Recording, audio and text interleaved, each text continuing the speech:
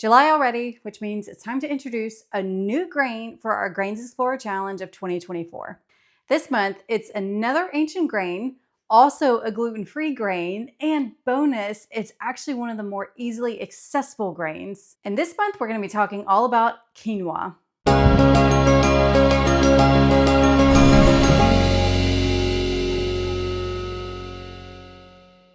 Hey y'all, welcome back to Grains and Grit. My name is Felicia, and on this channel, we talk all things real whole grains from a biblical perspective. So real quick, for those who are new, we are doing a Grains Explorer Challenge for 2024, where each month we dive deep into a new grain and explore the grain to broaden our horizons when it comes to all of the grains that we have available to us.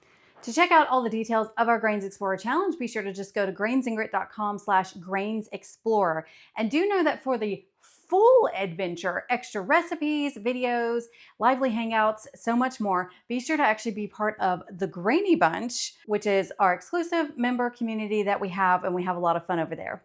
And speaking of my Grainies, we need to do a quick shout out to some of my Grainies. But these are actually some of my newest Grainies, so I just want to say hello to Juanita S., Pamela J., Kristen H., James B., Cindy M., Walt M., and Judy G. So you know who you are. Thank you so very much for being part of the Grainy Bunch. And also, if you want to catch up with all the months that we have done so far, be sure to check out the playlist up here to get all caught up. Now, as always, what we'll be covering in this video is 1, a general overview and history of quinoa. 2, the nutritional benefits. We are also going to dive into the types of quinoa because there are different types. Number 4 is what quinoa is used for, and some may be a bit of a surprise to you. And number 5, how to be using quinoa in your own home, how to cook it, tips and ideas, so on and so forth. Now, before we dive in, be sure to comment below. Let me know, have you tried quinoa? Do you like it? Do you hate it? Not know what to do with it? Let me know below. All right, so first up, just a general history and overview of this incredible tiny little grain. So as I mentioned, it is an ancient grain, but it is not from the Fertile Crescent like many of our beloved grains come from. It is actually from the South American area. So quinoa was first cultivated and was a main staple grain for the Incas, which predominantly lived in the Andes Mountains, as well as other indigenous people as well. But bottom line, this is a very old grain, 3,000 to 4,000 years ago, probably again soon right after the flood, and they realized, hey, this is a grain that can handle these harsh conditions living high altitudes and in the mountains. Now, along with maize or corn, potatoes, carrots, they also had these foods, but quinoa was definitely their main grain. So if you were of Incan descent, this is your ancient grain. Now from there, of course, if you know your history, the Spanish conquistadors came over and they did return to Europe with many of the foods that were from like that Central and South American area. But for some reason, quinoa just did not take off like corn did.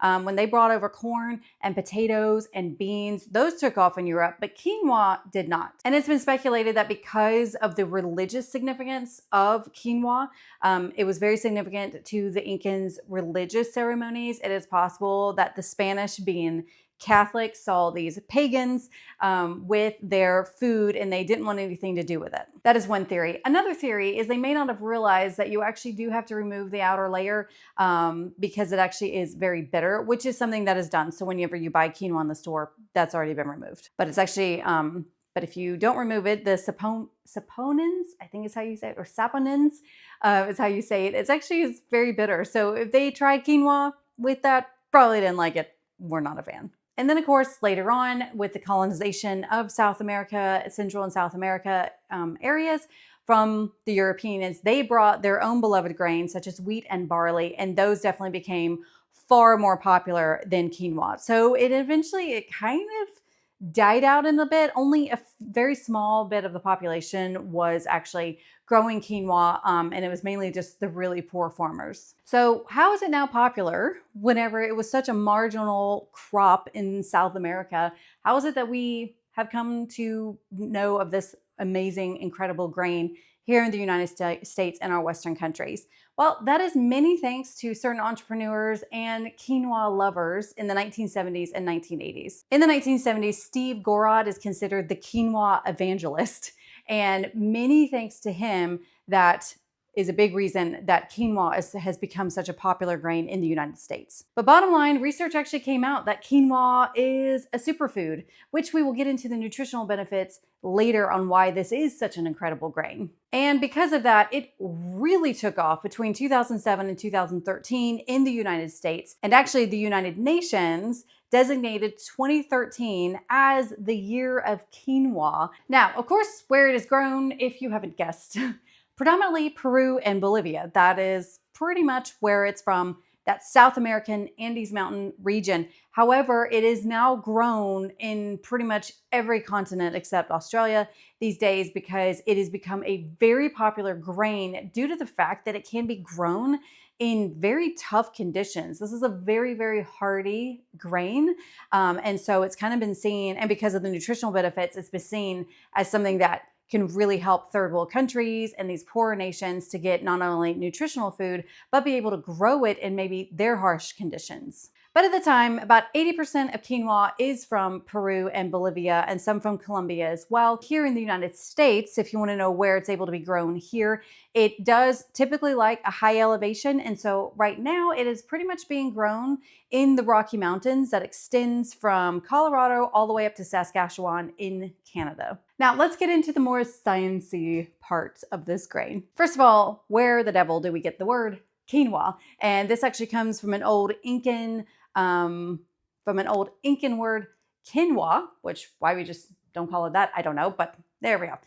So we pretty much stuck with it. We just basically spell it differently. The Incans also nicknamed this grain, and I'm probably about to butcher this pronunciation, but they actually nicknamed it Chisaya Mama or Chisaya Mama. Not sure how to speak Incan, but this is it here on the screen. And what that actually means, if you guess correctly, is it means the mother of all grains, because to them, it was the mother of all grains. Even though they had corn and other food, this was definitely their main staple food. Another thing to know is that it's actually not a true cereal grain like wheat and barley. It is called a pseudo cereal, right along with another grain that we've already studied in this Grains Explorer Challenge, amaranth. And it is actually related to amaranth as well as spinach. And both the tiny seeds are eaten, as you probably know, but also the leaves can be eaten as well, very similar to spinach. So now let's get into the nutritional benefits, what makes quinoa the superfood that it is. And that is because, especially compared to other cereal grains, quinoa contains all the essential amino acids, which actually makes it a complete protein. And it's actually very high in protein as well. It's also, of course, very high in other things that whole grains are known for, such as the fiber, the B vitamins, the manganese, the phosphorus, potassium, calcium, zinc, copper, vitamin E, and a number of antioxidants as well. But as I stated, if you are vegan or vegetarian, this is definitely a good grain that you need to have on hand because it actually provides a complete protein and it's very high in protein. It can actually range from anywhere from 11 to 21%. And if those numbers mean nothing to you, let me break it down a bit further. To compare, rice is usually around 7.5%. Wheat is usually around 14%. To break it down even more, because this still probably means nothing to you, 1 cup of cooked quinoa actually brings in a whopping 8 grams of protein. So compare this to an egg. 1 egg gives you 6 grams of protein. So that's actually pretty amazing considering that this isn't an animal product. It is a plant food that you can really knock it out of the park with protein. Now, some people have stated that certain types of quinoa are higher in protein than others, but we'll get to that in a bit. Okay, so now we're gonna get into the types of quinoa because there are a lot of types, just like there's a ton of types of rice. There's actually 120 different types of quinoa, and I'm not going to go through all 120. We're just going to cover the main 3 or 4 actually that you see. Technically the 4th one's not a type, but hold on. So the first type, of course, you have is white quinoa. This is the most common and the most versatile. It's the largest of the quinoa varieties, and it has a mild, grassy flavor and a creamy texture. The second one available is red quinoa. Red quinoa is chewier and smaller than white, but also with a nutty flavor. And then, of course, we have black quinoa, which has the most pronounced flavor and remains the firmest when cooked. And then not a different type, but you can also buy tricolor quinoa, which I actually do have. And I think it's the prettiest, and I love how it combines all three of those types. Now, as for which one is the most nutritious, I actually found conflicting information about this. Some people were saying red was better. Some people were saying black was better. So do the tricolor and then you get all three. But bottom line is, I think if you're just eating whole foods, whole grains, you'll be fine. Don't stress out about it. Now, side note, if you're wanting to know where to find quinoa, quinoa is easily found at the grocery store. But if you're wanting to branch out a bit and you can't find these other varieties, I actually got my regular white quinoa and my tricolor quinoa from Azure Standard. I will link them down below, and I will link any other places that I have available where you can buy this. But this is the great thing about quinoa, is you can just buy it from your grocery store. All right, so what is quinoa used for? Obviously, you probably already know that the seeds are eaten as a grain. And I've already mentioned that the leaves can be consumed as well. They are typically eaten similar to spinach. But we also have some other uses. Remember those saponins, whatever they're called, that I mentioned earlier? Well, even though they're bitter and you definitely don't want to eat them, they actually have some industrial use that is used today. So again, this is the part that's on the very outside of the seed, and it is removed because it's just very bitter to taste. You do not want it. But it has been used in pharmaceuticals, such as synthetic steroids, and can be used in soaps, detergents, cosmetics, beer production, and fire extinguishers. So quite a wide range of how to use what we considered would be kind of a waste product. Cool beans. Okay, so how to use quinoa. There's actually multiple cooking techniques that I want to talk to y'all about because it's going to be based on your taste. Now, full disclosure, confession before I get into this. We are a whole grain family. We love whole grains. But unfortunately, my family is actually not a huge fan of quinoa. Now, it tastes good, and I'm still needing to experiment with it. I want to see if I can maybe win them over. Some yes, some no. But bottom line, it comes down to the texture, especially if you've got kids and they look at it and they instantly said, oh, look, frog eggs. So that's what my kids thought when they saw it for the very first time. They were wondering, why am I serving them frog eggs? Because legit, they look like frog eggs when you cook. It's completely legitimate. So do know this. The taste is really good. I actually like quinoa, but my family, like taste-wise, is good. But the texture thing may be something that some people may like and some people may not like. So forewarning and disclosure of that. So yes, I have found a grain that not all my family's on board, but I'm going to try this month to win them over. I'm going to try different things. So we will see. All right, so first, how to cook quinoa. And this is actually very simple. Just like with amaranth or any tiny little grain, you can just boil it as usual. But there are different techniques based on how you like it. Now, before you cook it, you typically do want to rinse your quinoa in a very fine mesh strainer because they are very, very tiny grains. And you typically just want to wash it to make sure that all those saponins are completely removed, because if you find you don't like the grain, maybe they need to be rinsed and you have that bitterness to them. So I do recommend rinsing this grain. Most people do as well. You might be able to find some that say they have been pre-rinsed, but go ahead and rinse them anyway. Just about a minute or two under the faucet in a fine mesh strainer, and you're good to go. And from there, after you've rinsed them, you need to decide whether you want fluffy, creamy, or firm quinoa. So if you want fluffy quinoa, for example, if you're wanting something similar to rice, it's basically a 2-to-1 ratio, 2 parts liquid to 1 part quinoa. So if you're doing 2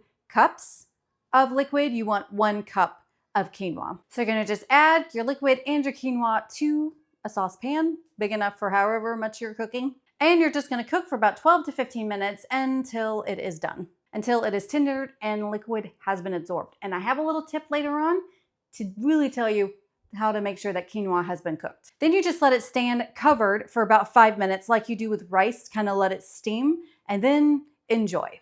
That's to get fluffy quinoa. To get creamy quinoa, you're gonna increase that liquid to about 2.5 to 1. So 1 cup of quinoa, 2.5 cups of your liquid. And do know this liquid can be water, it can be stock, broth, whatever you got on hand. You're then just gonna throw that all in, cover, bring it to a boil, let it simmer for about 20-25 minutes, and then covered, let stand for 5 minutes as well. Now, if you're wanting firm quinoa, which this may be more of what you want if you're wanting to throw it over a salad or something like that, you're just going to, once again, rinse your quinoa, add water to a pot. This is going to be more like cooking pasta. So add however much water to a pot, bring it to a boil. When it is boiling, you're going to add in your quinoa and you're going to cook for about 12 to 15 minutes until tender. And then you're just going to strain it all out. Again, like you do with pasta. Now, a few tips here to check for doneness. Quinoa has a cool little doneness factor that happens. And what happens is you're going to look for the tails.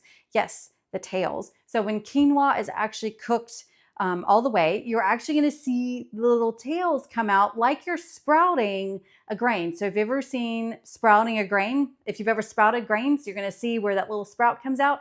Quinoa does that whenever it's been cooked. So it's a cool little factor to know. And I'll try to show a picture up here, but I don't know if you're really going to be able to see. This is some quinoa that I did in the Instant Pot.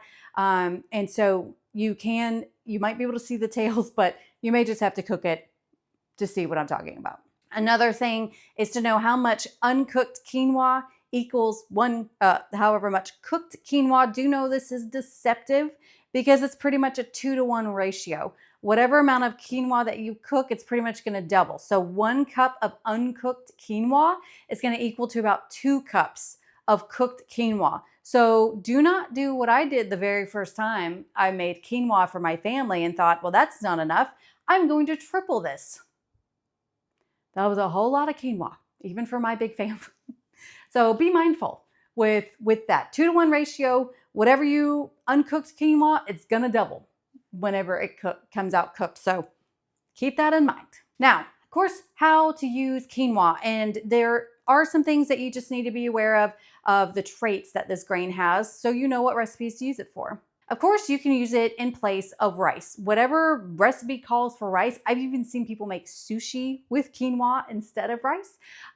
So you can just replace it with that because it honestly acts a lot like rice. Just again, the texture is obviously different than rice. So maybe a thing there, depending on how you like your texture. However, quinoa does not soak up liquids and sauces like other grains do, like barley and rice. So if you're wanting to throw it into something, expecting it to soak up liquids and stuff, like in soups or stews, no, it's not gonna do that like your starchier type grains. You can also grind it up into flour. I recommend just using a blender because it is such tiny of a grain and I'm not really sure. I haven't tried it in any of my grain mills yet, so I'm actually not sure how it works in a grain mill, but it is just so tiny. You can probably just throw it in your blender and blend it up that way. Quinoa can also be flaked. This is actually something that you can buy, is flaked quinoa. Pretty sure it's not gonna work in my flaker that I use for oats. So again, this may just be something you want to buy on your own.